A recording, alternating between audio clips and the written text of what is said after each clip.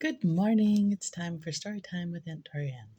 Today I have an Aesop's fable for you called The Four Oxen and the Lion, and also Why Mosquitoes Buzz in People's Ears. We'll start with the fable. A lion used to prowl about a field in which 4 oxen used to dwell. Many a time he tried to attack them, but whenever he came by, they turned their tails to each other, so that whichever way he approached them, he was met by the horns of one of them.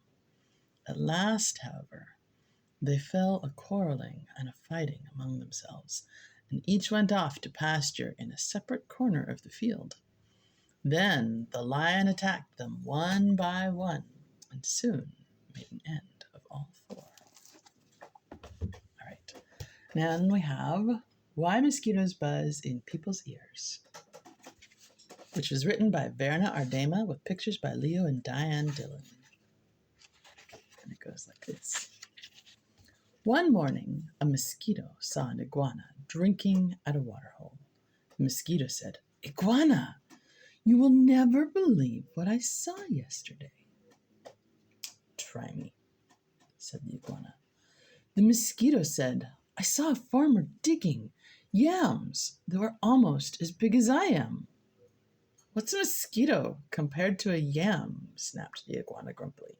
"I would rather be deaf than listen to such nonsense." Then he stuck 2 sticks in his ears and went off, meck, meck, meck, through the reeds.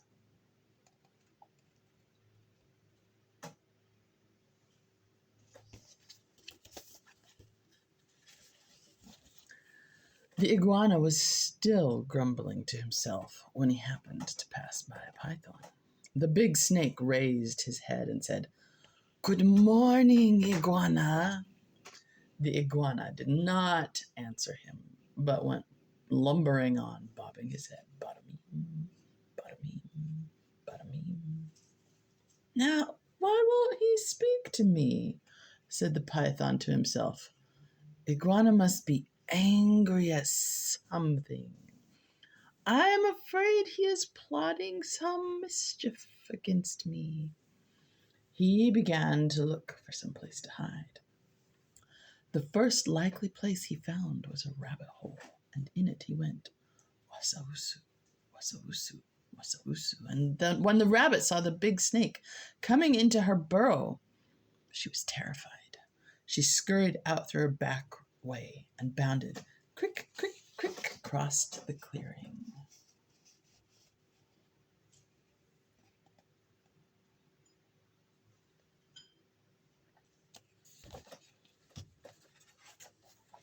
A crow saw the rabbit running for her life.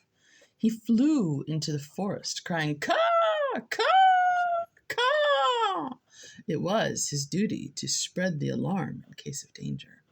A monkey heard the crow. He was sure that some dangerous beast was prowling near. He began screeching and leaping, "Killy, killy, willy," through the trees to help warn the other animals. As the monkey was crashing through the treetops, he happened to land on a dead limb. It broke, and it fell on the owl's nest, killing one of the owlets.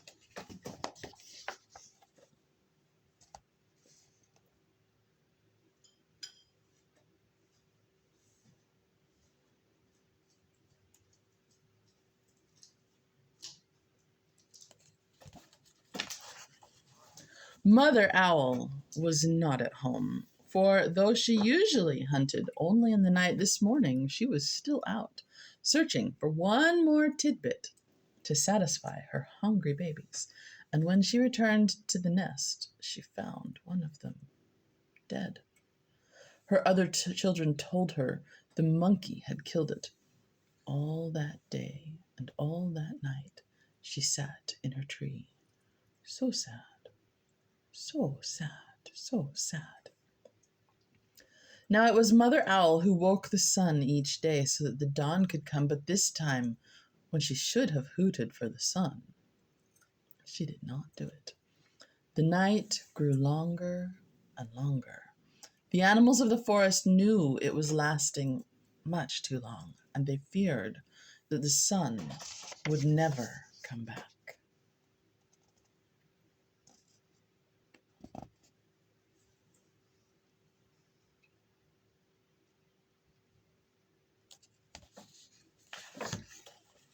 At last, King Lion called a meeting of the animals.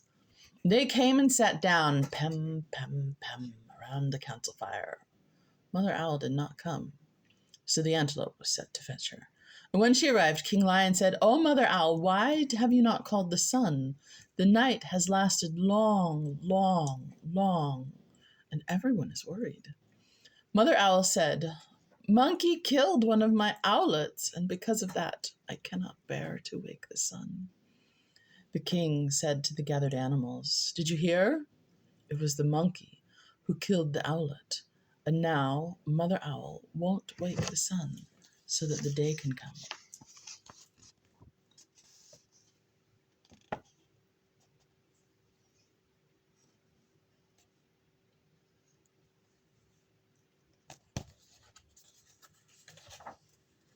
Then King Lion called the monkey. He came before him nervously, glancing from side to side. Rim, rim, rim. "Monkey," said the king, "why did you kill one of Mother Owl's owlets?" "Oh, king," said the monkey, "it was the crow's fault. He was calling and calling to warn us of danger, and I went leaping through the trees to help. A limb broke under me, and it fell on the owl's nest." The king said to the council, "So it was the crow who alarmed the monkey who killed the owlet, and now Mother Owl won't wake the sun so the day can come."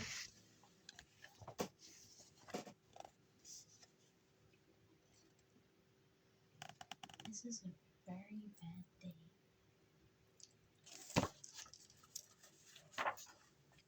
Then the king called for the crow. That big bird came flapping up. He said, "King Lion, it was the rabbit's fault. I saw her running for her life in the daytime. Wasn't that reason enough to spread the alarm?"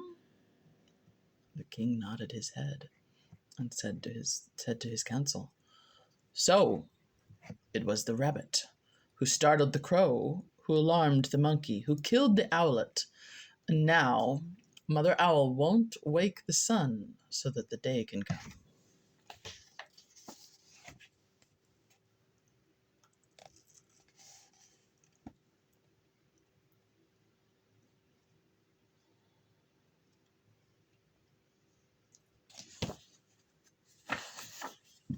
Then King Lion called the rabbit. The timid little creature stood before him, one trembling paw drawn up uncertainly. "Rabbit," cried the king, "why did you break the law of nature and go running, running, running in the daytime?" "Oh, king," said the rabbit, "it was the python's fault. I was minding my business in my house when that big snake came in and chased me out." The king said to the council, "So it was the python who scared the rabbit, who startled the crow, who alarmed the monkey, who killed the owlet, and now Mother Owl won't wake the sun so that the day can come."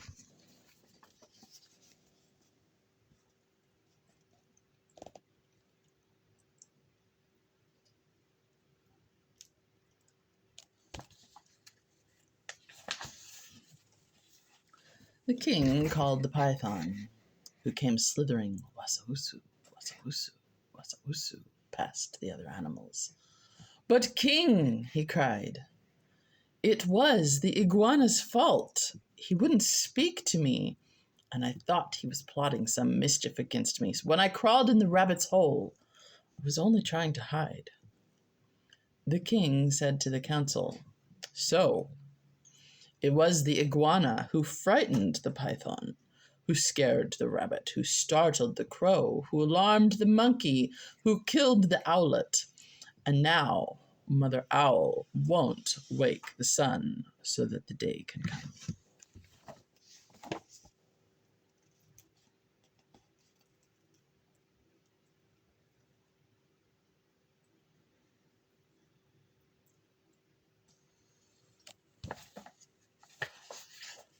Now the iguana was not at the meeting. For he had not heard the summons, the antelope was sent to fetch him, and all the animals laughed when they saw the iguana coming, bada meem, with the sticks still stuck in his ears.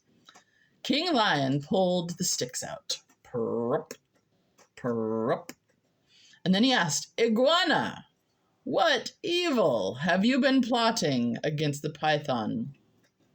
None at all, said the iguana. Python is my friend. Then why wouldn't you say good morning to me? Demanded the snake.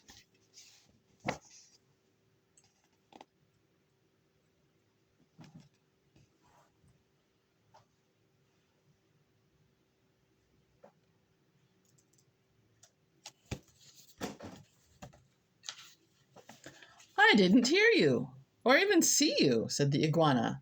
Mosquito told me such a big lie, I couldn't bear to listen to it, so I put sticks in my ears. Nigga, nigga, nigga, laughed the lion. So that's why you had sticks in your ears. Yes, said the lion. It was Mosquito's fault. The king lion said to the council, so it was the mosquito who annoyed the iguana, who frightened the python, who scared the rabbit, who startled the crow, who alarmed the monkey, who killed the owlet, and now Mother Owl won't wake the sun so that the day can come.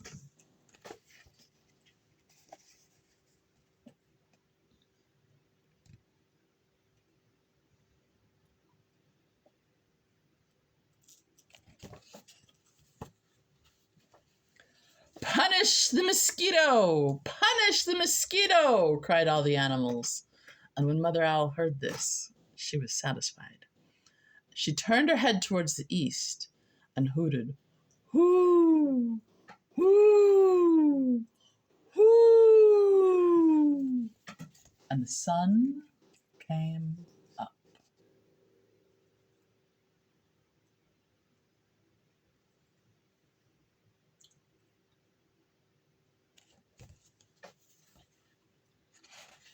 Meanwhile, the mosquito had listened to it all from under a nearby bush.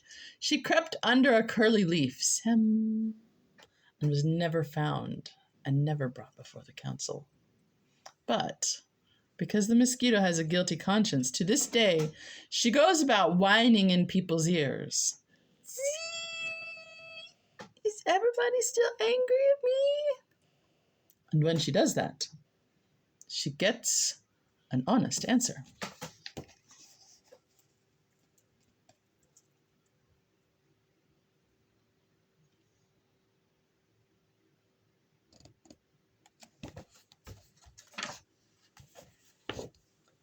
Kapow!